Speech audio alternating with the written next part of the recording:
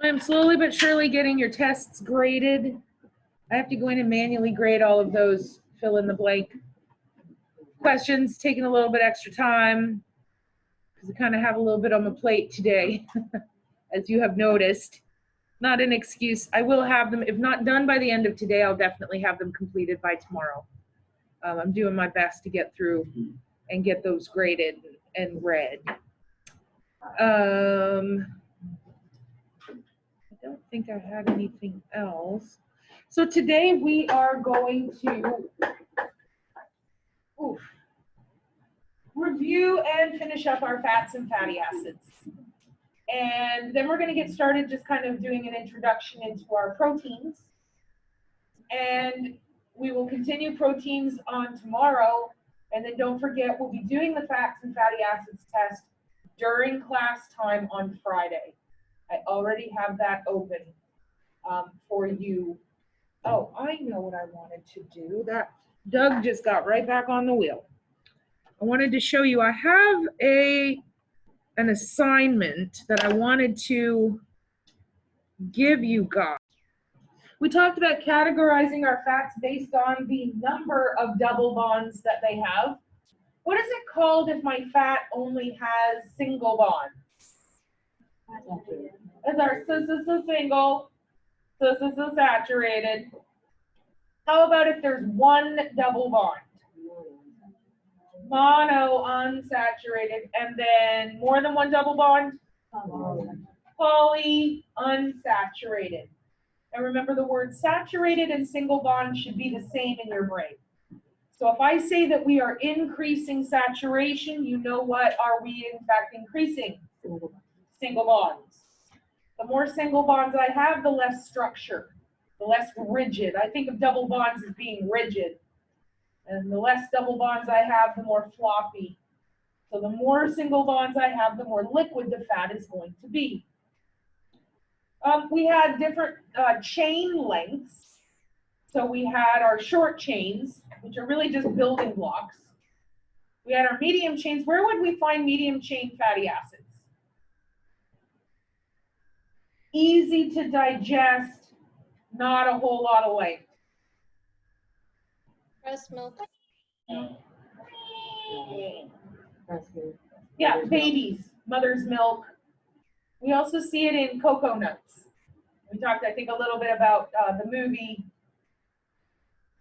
What's the Wilson movie? Yes, thank you. You're in my brain. Castaway, where all he ate were cocoa nuts and ended up with massive diarrhea because your body really doesn't spend a whole lot of energy. There's a lot left over, and we get rid of the excess. I know, right? So cocoa nut, if you want to not be constipated, eat a bunch of cocoa nut. I'm going to stick the printed in my hair. Do what? I'm going to stick the printed in my hair. Yeah. Our long chain fatty acids are going to be the most palatable of the three. Then we started talking about the third and final way we can categorize our fats and fatty acids, and that's by the location of the first double bond. If the first double bond is found after the third molecule, we call it what? Omega-3. And then if it is after the sixth, omega-6. Someone tell me the fancy name for omega-3 fatty acid. Nice, alpha-linolenic. And then for omega-6, linoleic. So when we take in a fatty acid, these are the three things my body's looking at. Does it have double bonds? If so, where are the double bonds located? And how long is the chain? And these three things are going to tell my body, what are we going to do with this? Is this a fatty acid that I'm going to use for heart health, immunity health, inflammation, or go to my hair and my nails and my skin? Or is it going to help with hormone-like structures like vasoconstriction and dilation, blood pressure regulation? There's a whole lot of different jobs for one nutrient, but it really is these three categories that our body looks at and then determines what do we need to do with this fatty acid. If I say that a fatty acid is an essential fatty acid, what do I mean by that? I have to take it in my diet. Now, the dog had 2 essential fatty acids, our alpha-linolenic and our linoleic. One of these gets converted into another fatty acid in the dog, linoleic, and what does it get converted into? Arachidonic. The cat does not have the ability to do this. Therefore, the cat, remember playing with the little daddy long legs? It is essential in the cat that they take it in their diet. Well done, you guys. You guys. Hey, what are you doing in anatomy? What?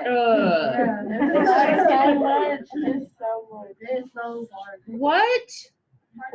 What? Are you in the electrical conduction or just the anatomy? We take the test tomorrow. You take the test Friday. Thursday. I'm sorry. to take Friday. I don't think any of us know. She just goes so fast. We don't.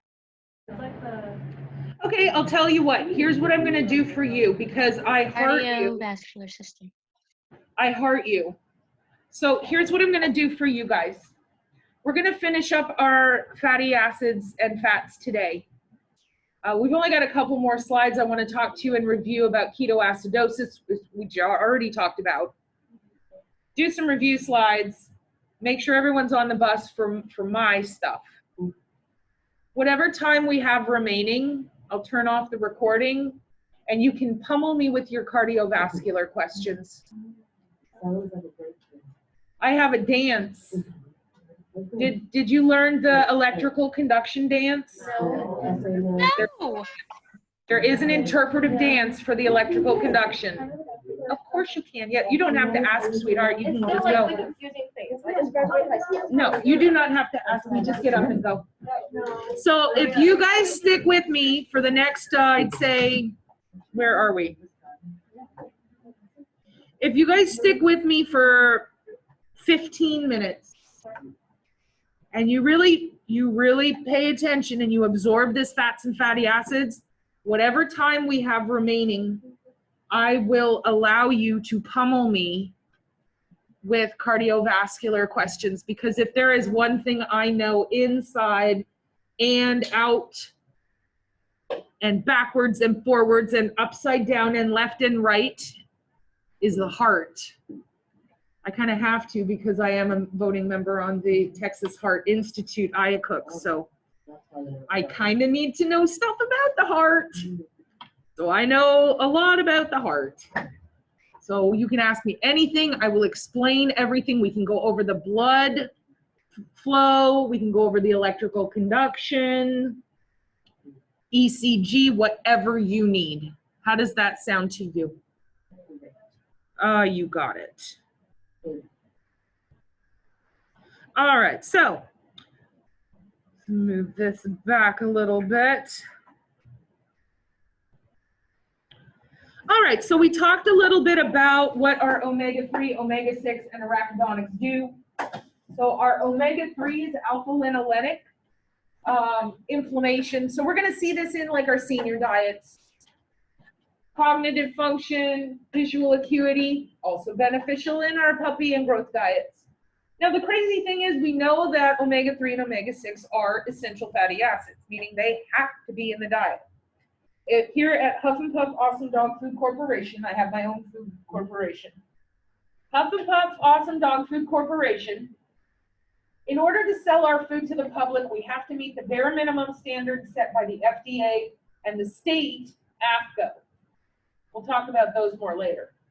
But I have to, they say, here are the nutrients that have to be found in the diet. These two are the two that have to be found in canine diets. That's not negotiable.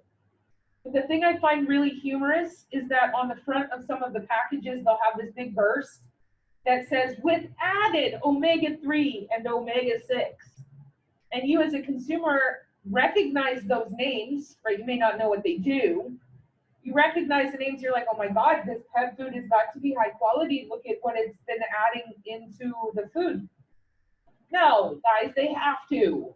That's non-negotiable. They're not doing you a favor by adding that stuff to the food. They're just tricking you into thinking that they are by their marketing schemes. If we are deficient in our alpha-linolenic, we're going to have fatigue, which makes sense. It's an energy-producing nutrient. If I don't have it, what am I not producing? Energy. I'm going to have poor brain function, mood swings, circulation because of the impact on the heart. And this is where we can get it. Omega-6, our linoleic, it is converted into arachidonic in our dog, but not our cat. And omega-6 is going to be stimulating hair, skin. I showed you all that we're affecting change on the outside is not permanent, right? I showed you with the yarn and the canister of wax yesterday. If we're going to affect change, we need to do it nutritionally from the inside.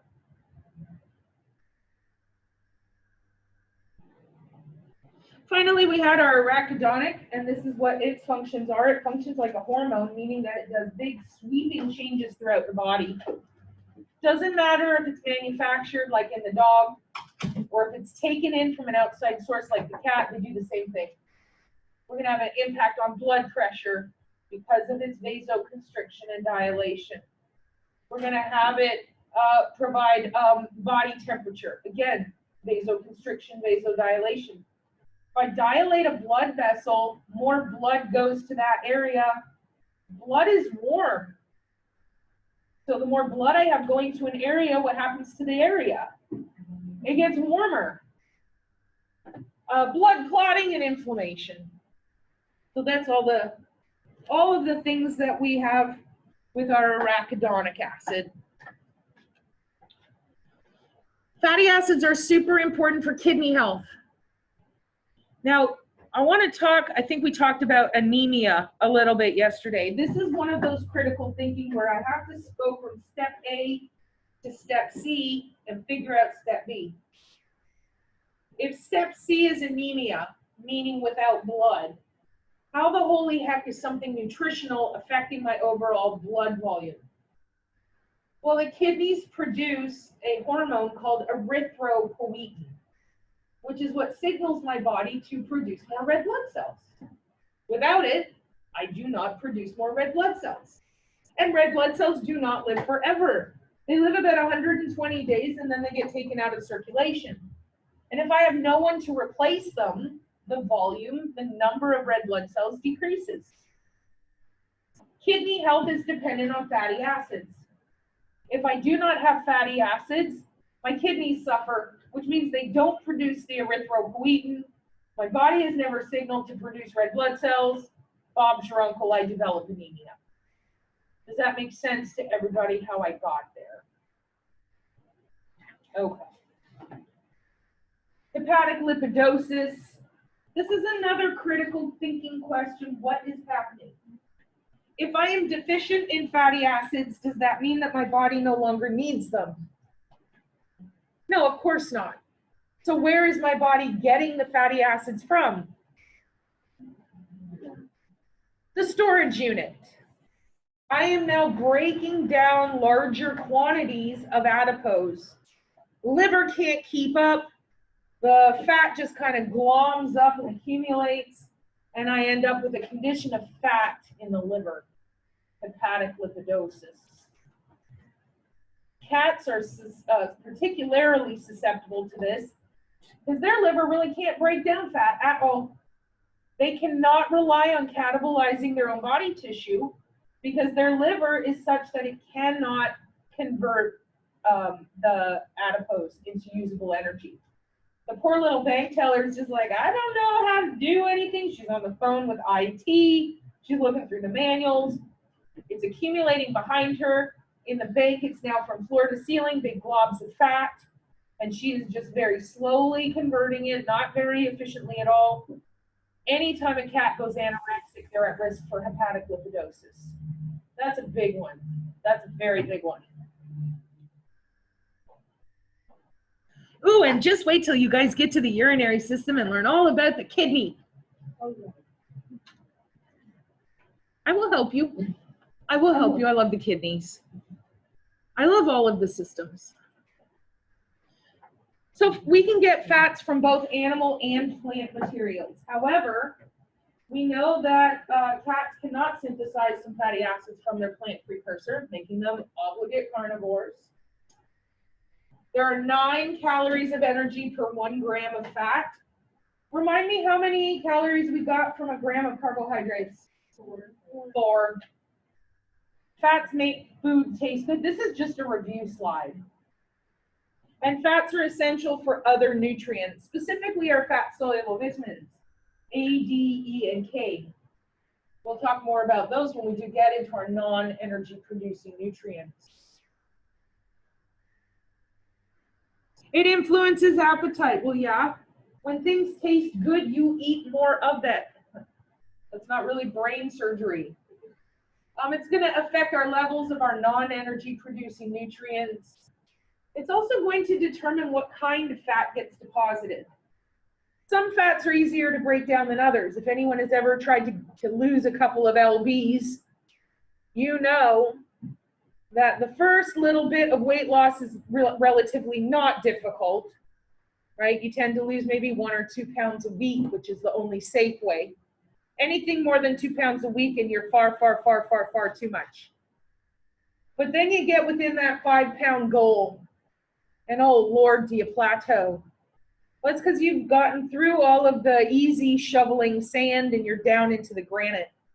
And it's very difficult for your bodies to break down this additional type of fat. So it's not your fault, it's your body's fault. We do have some supplements that we can offer to our patients. These are known as derm caps. This is skim formula. And these are just omega fatty acid supplements. We'll often give it to our animals who do have chronic skin issues, dry hair coat, that sort of thing. They taste terrible. I gave my dog treats that have salmon oil in it for them helping their hair. Does it? Yeah, absolutely. Because if you remember, our omega-3 fatty acids comes from fatty fish, like salmon, pilchards, tuna. So absolutely fish oil. And in fact, the fatty acid supplements that are available at like the CVS or the Walmart, they're cod liver oil pills. Holy crap, are they disgusting. Even the pills. So, Loves them though. Like it tastes like salmon well, oil. yeah, but that's your dog. If you try it, good I'm luck not with saying that. I'm gonna try it. Well, I did try these 3B caps, you know, because they're available over the counter. They're the exact same thing that's available at the CVS for us.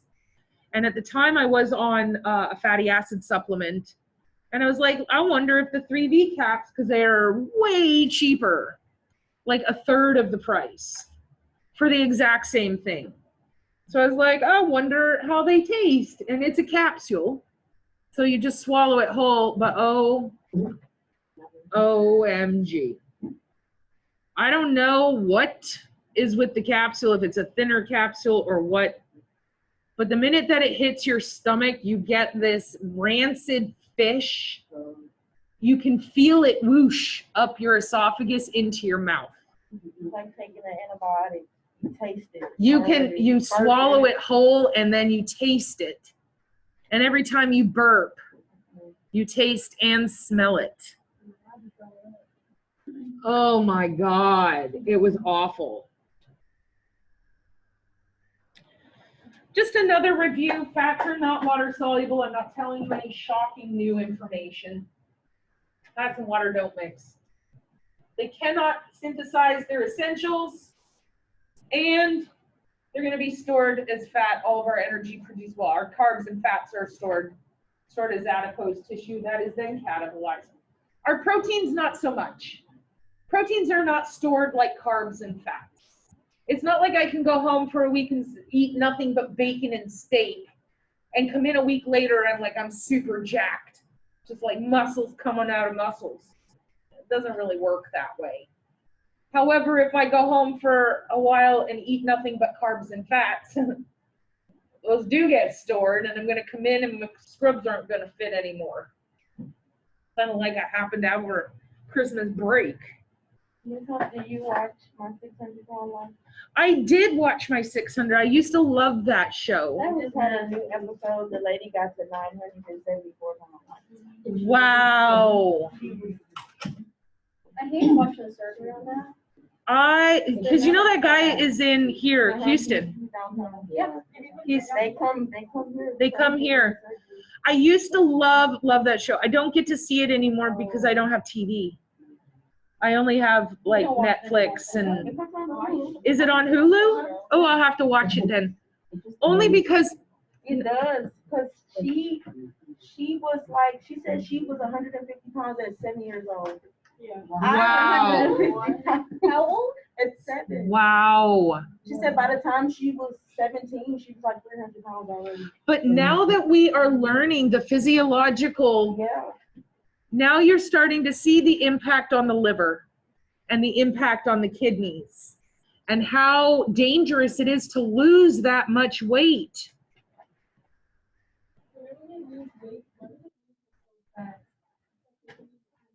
So they are on a doctor's monitoring dietary diet. They also usually go in and do a lap band surgery. But okay, so if we want to think about fat as different types of soil, remember I said you have one type of fat that's like sand and it's super easy. You do some exercise and it just literally melts off. And then you've got the fat underneath. If you want to think of it in layers, it's not literally underneath, but you get the idea. That's more like gravel. So as I'm digging, the sand is super easy, super easy. The gravel gets much more difficult. So when they are expending more energy, and it's just simply, you also have to imagine what kind of effort it takes to haul around 800 pounds. Could you lift 800 pounds? I was surprised she was still on. You cannot. Your skeleton is not strong enough to lift that kind of weight. So now imagine the sheer volume of energy you are expending walking from one end of the room to the other. Now you're seeing it. It doesn't seem like, oh, she walked from the bathroom to the bedroom and lost 10 pounds. Well, imagine the sheer energy expended to do that. They're only taking in a very small number of calories. That first sandy fat is going to just literally melt away. We've seen them 10, 12 pounds in a week. But we've got to keep, look at what I did there. Look at that segue you and I got there.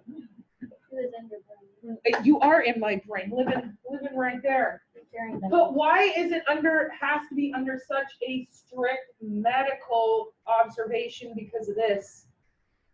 When we're breaking, we've talked about this. I know this is a lot of words, but I'm going to break it down. We've already discussed this.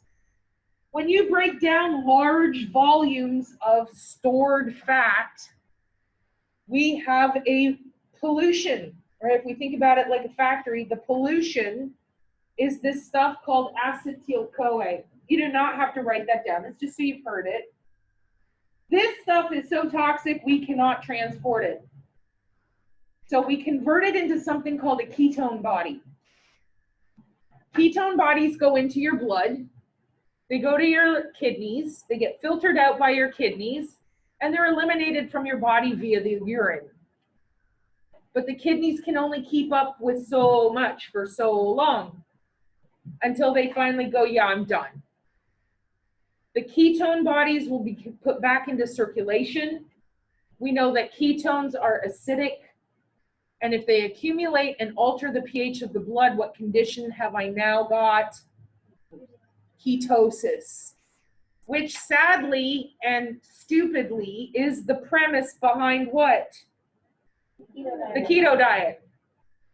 So the reason why these people have to be so closely monitored, and some of them have to be hospitalized, is because of the potential kidney damage from losing that significant amount of weight in a short period of time. she had kidney stones before she was even admitted to the Bam, hospital. and now you see how the kidneys are relating to the weight. You wouldn't think, oh, urinary and fat, adipose tissue would have anything to do with each other. Now you see just how interconnected those are together. You're not as enthralled about that, but that's okay, I am. So all of these words is just that we are converting this very toxic pollution into a ketone body. Those are acidic. We're going to alter the pH and cause multi-system organ failure and die. This is in fact a condition that we see in diabetic animals. It's called DKA, diabetic ketoacidosis. And about 50% of the animals who develop it die. We can't save them.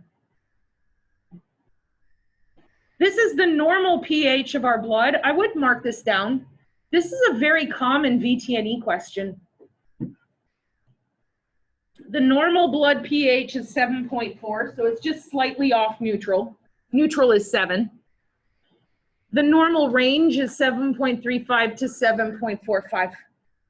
So if I go outside of the range, I get too basic or I get too acidic. Suddenly now I have organ failure. I have a really odd, and I mean really odd question, Bring it. because this, whatever popped into my head. So you know how like the vagina cleans itself when we have the discharge? Do animals do that too? Yes. And just like humans, males and females, so males and females have a lot more differences than just a vagina and a penis. Females have a far more acidic environment than males. And literally everything, dog, cat, human, everything about the female body and the female anatomy is set up to hunt down and slaughter sperm. It is. Males, including spermatogenesis, is more basic. So when the sperms are ejaculated into the vagina and they start their very arduous journey, the first thing they encounter is a wave of boiling acid that literally disintegrates them and causes them to just...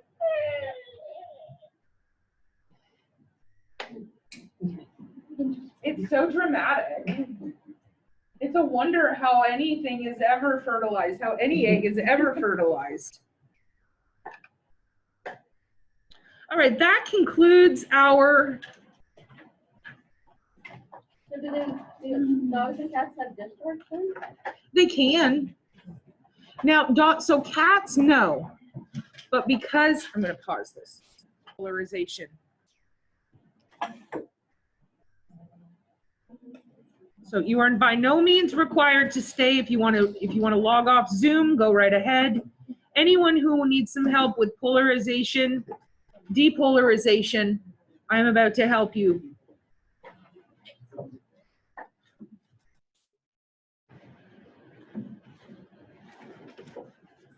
That's it. That's always. Polarization equals contraction. Depolarization equals relaxation. When my atria contract, we say they have polarized. When my atria relax, they have depolarized. When my ventricles contract, they've polarized.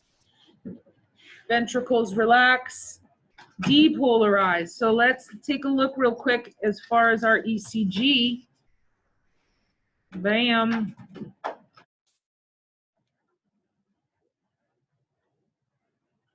Here's my ECG. We now know we've got started, oops, not T, P, Q, R, S, T. Label it like that every time. What did we decide P meant? What is the P wave representing? Contraction. Atrial contraction, which means the atria are polarizing or depolarizing. QRS, what did we decide is happening? The atrials are relaxing, the ventricles are contracting. Therefore, our ventricles are polarizing. Did I do that correctly, or did I just completely F you all up? You know what? I did it. You know what? I need you to put it all back in my face. I'm not in a cardiac state of mind right now. Put it all back in my face because I've done it opposite. I've done it opposite. Contraction It's easy to do it equals, opposite. it did exactly opposite. Contracting is depolarizing because we are emitting. Relaxing is polarizing. So I've just done it opposite. It's exact same premise. So So he is relaxing.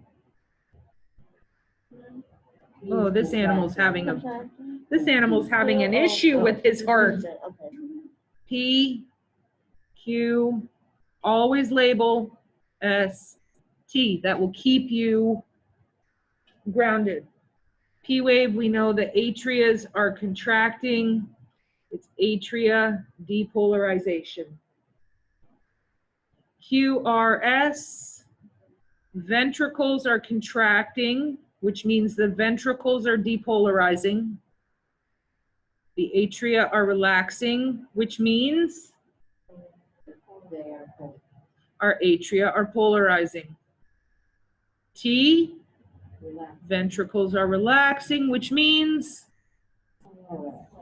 polarizing. That's That it. makes a lot more sense. That's all it is. I think the long wording. It is, and that is a very similar PowerPoint, honestly, that what I would use when I was teaching AMP. Yes. You have the same part. Yes, I do. Plus or minus. Hers is just blank. Oh, I don't like blanks, but that, I mean, it's up to the Just because it instructor. makes you, like, Fill have in to, and write them down. like, follow right along and fill things in, but. Anything else before, do you guys want to go over the pathway of blood through the heart real quick? Yes, yes, yes, yes. All right, we'll do this. I draw the heart the same every time. 1, 2, 3, 1, 2.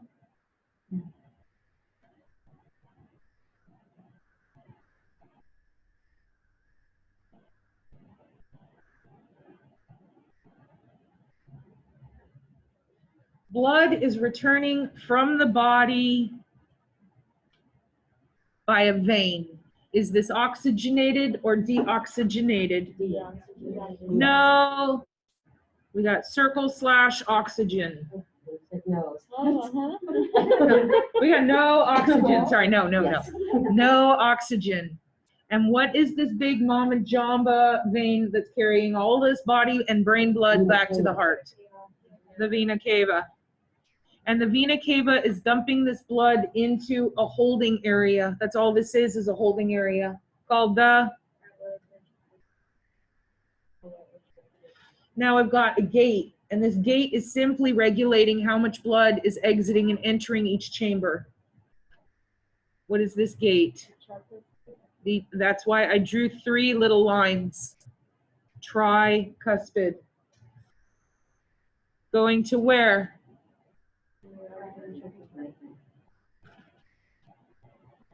And here I have, it's supposed to look like a semi-moon valve. What is this one? This is known as the pulmonary semilunar. And it's semilunar because it looks like a partial moon. And it's called pulmonary because what is another word for your lungs? Pulmo. This is the one time the heart, I love the heart because he doesn't follow any of the rules.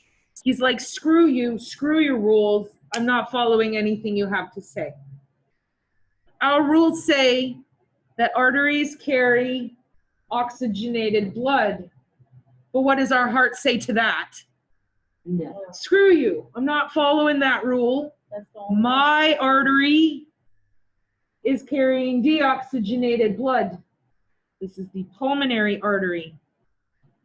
The way that I remember veins from arteries, regardless of blood oxygenation or not, arteries, this is the one time I will ever use this word, always away.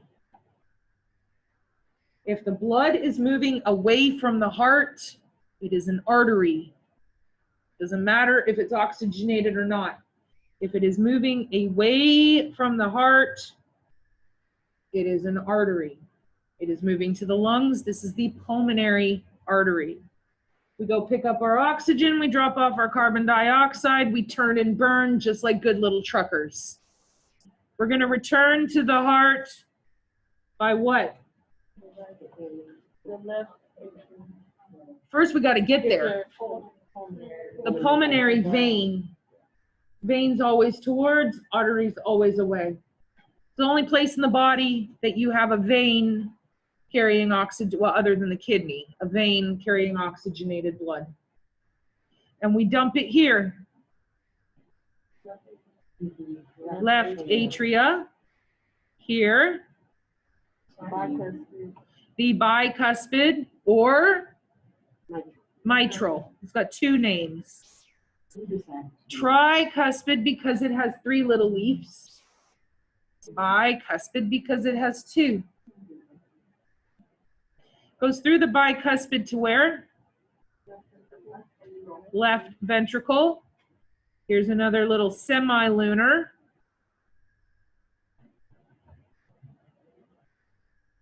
Okay, let me skip it for a sec. What is this giant artery that's taking all of the blood away from the heart to the body? The aorta. What artery valve is this? The aortic semilunar valve. We deliver the oxygen to our body. We pick up the carbon dioxide, turn and burn, rinse and repeat. Second verse, same as the first. That's it. That's the whole pathway of blood through the heart. We erase.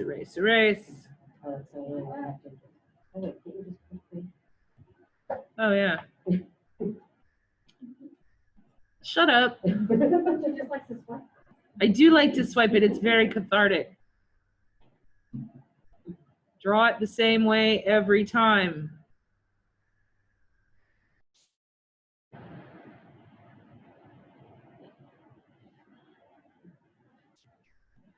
Vena cava, right atria, tricuspid, right ventricle, pulmonary semilunar, pulmonary artery, lungs.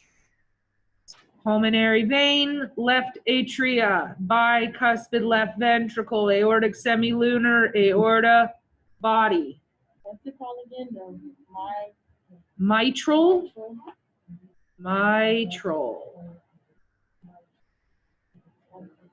Body, bam. Vena cava, right atria, tricuspid, right ventricle, pulmonary semilunar, pulmonary artery, lung. Pulmonary vein, left atria, bicuspid, left ventricle, aortic semilunar, aorta, body. Bam. Over and over for years and years. And it just keeps pumping.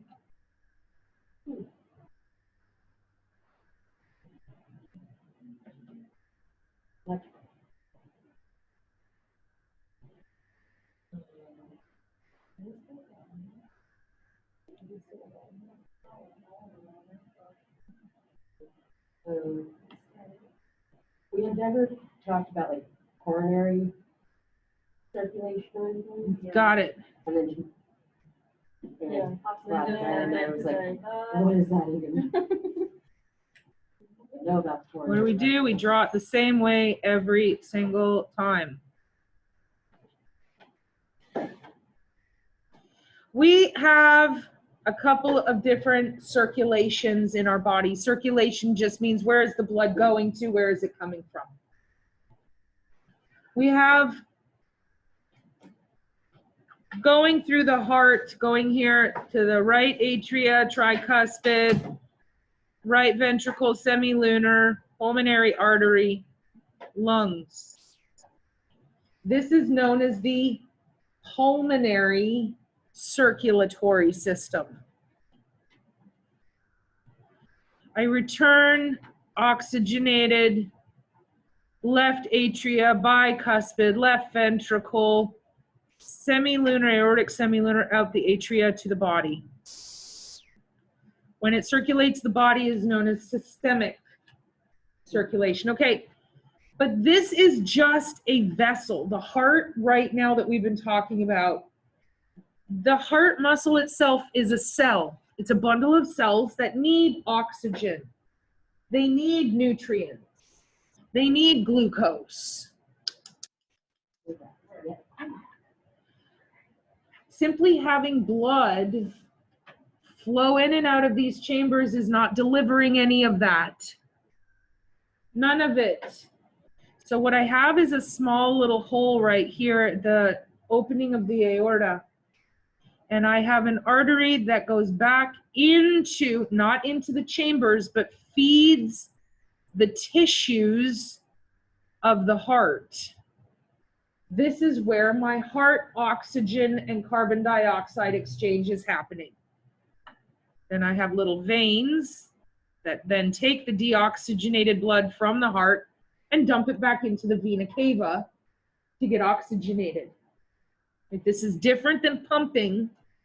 This is sustaining the muscle itself. The heart has to eat. The heart needs nutrition. The aortic little area right here, this is the coronary circulatory system. These are known as coronary artery and veins. Coronary is feeding the heart muscle itself. If you are said to have a coronary, oh my God, I'm having a coronary. What that means is that one of these arteries is blocked and there's no nutrition getting to this bundle of cells. What happens to cells without nutrition and oxygen? So I now have a whole area of heart muscle that is not contracting with the rest of the heart. And well, congestive heart failure is over time. This is going to be holy crap mode. If I have to go in, so hopefully I can minimize the damage. But if I have to go in and I'm like, okay, so I have now, obviously I've drawn it, like usually these are microscopic and you have the microscopic bit of tissue that is damaged. I've drawn it, this would kill. This is a widowmaker right here. But for you guys, you're getting the idea. So I now have this area right here that is blocked. And I have this area of tissue right here that is dead. And it is not working. So what I need to do is to prevent more tissue, because look at what's happening here. Is any oxygen getting through? So guess what I need to do? I need to do what? I need to do a bypass. So if you have a double bypass, triple bypass, quadruple bypass would be the number of areas you're reconnecting to feed blood to the remaining of the heart muscle. Well, hopefully, I mean, quadruple bypass is pretty major surgery and you're going to have pretty significant heart damage. But the oxygenated blood leaving the aorta, instead of going down here to my baby toe, it's feeding back into the muscle itself. That's the coronary circulatory system. When they do the bypasses, do they have to stop out to be able to fix it? Usually, yes.